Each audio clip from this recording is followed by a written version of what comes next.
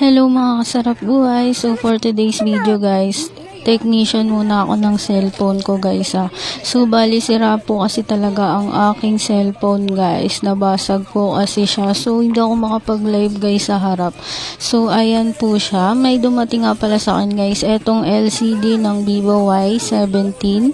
Ayan siya guys. 400 plus lang to guys So pinanood ko lang yung tutorial neto guys kung paano ikabit yan sa YouTube. So ayun lang guys yung sinundan ko. So bali ayan na siya guys. Napalitan ko na siya. Madali lang pala guys magpalit ng LCD. Kaya kung ako sa inyo guys, kayo na lang gumawa ng inyong mga cellphone.